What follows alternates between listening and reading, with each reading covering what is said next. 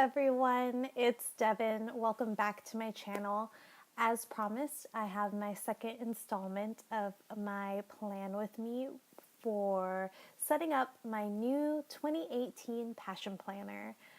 As you can see, I've lightly sketched out and pre-planned what's going on each page, and here I'm just starting to fill those things in. Now, if you missed part one of this plan with me, I will have it linked off in the description box below so you can watch it and get caught up.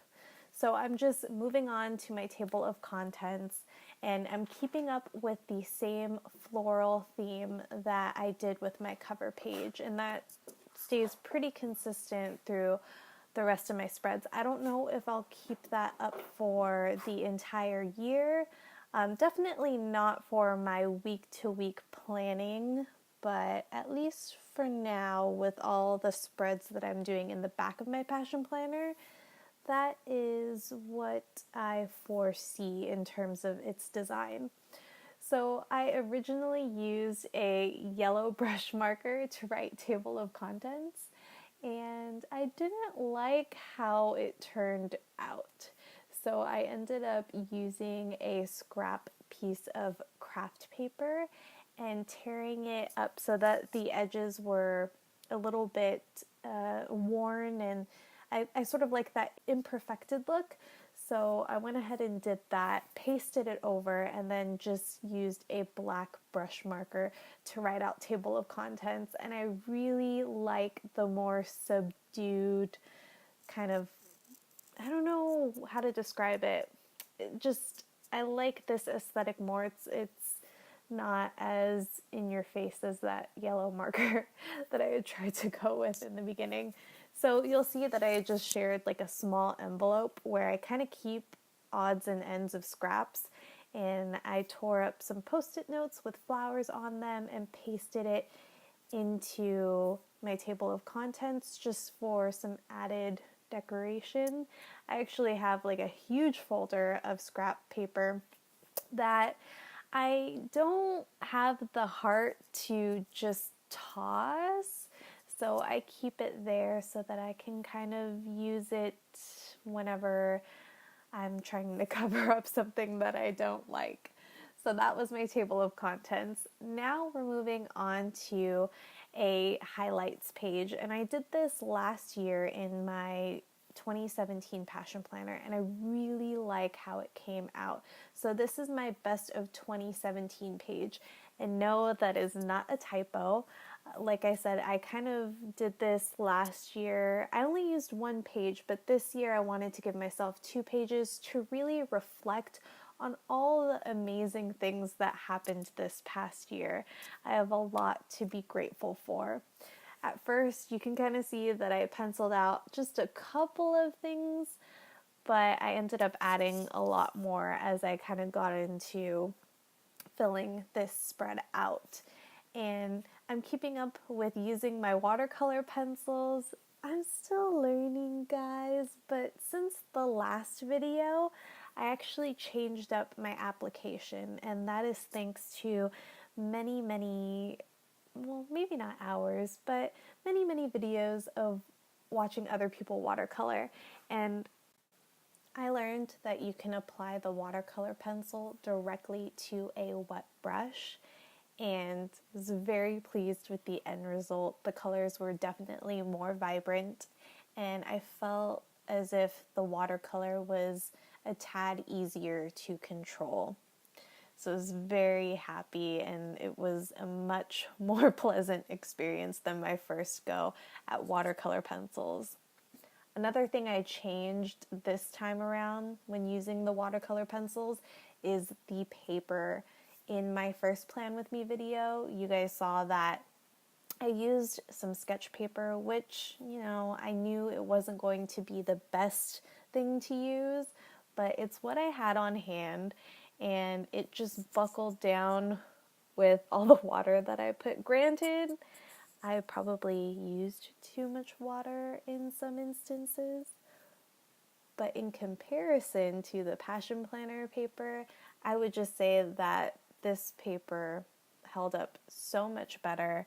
And I think just in general, not even speaking to using watercolor pencils on it, that the Passion Planner paper is a lot sturdier.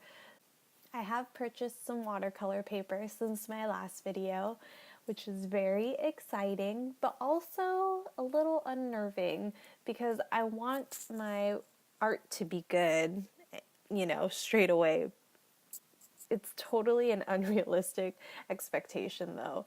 So I just gotta start messing with that sketchbook, otherwise it's gonna stay blank. I digress. Back to the best of 2017. Some of the things that I wrote in here: I purchased an Apple Watch for my husband for Christmas, and that was very exciting. You should have seen me tearing through our bedroom trying to find an appropriate hiding spot. I ended up settling on our bookcase behind some books, and it was a good hiding spot because it was definitely a surprise for my husband, and just was overall a very exciting gift to give. It was a hard secret to keep too. Another highlight of 2017 was that I was able to go on a vacation to Hawaii with my husband and my family. That was the first time I had ever been to Hawaii, guys, and it was just phenomenal. Everything about Hawaii, the weather, the food, the culture, the people, it was all very magical. We went for my godsister's wedding and we stayed about a week. There were definitely some things that I felt like we didn't get to do with the time restraint, but it is a good starting list for the next time that we'll hopefully get to go. It was so amazing, guys. I am a huge fan. Hopefully we'll get to go back in the next 5 years. I'll put that on my bucket list. Another thing that I'm super grateful for this past year is that I got to freelance for MAC Cosmetics. If you guys didn't know, my channel started out as a beauty channel. If you go back far enough, I think I might still have a couple of those videos listed as public.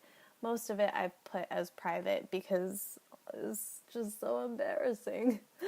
But that is my background. I got my makeup certification, I think, in 2011, and I was able to put that to good use by just helping out a couple of different locations. Overall, a great experience. Another highlight of 2017 is that I got to spend a lot of time with family. It's just such an important thing to me.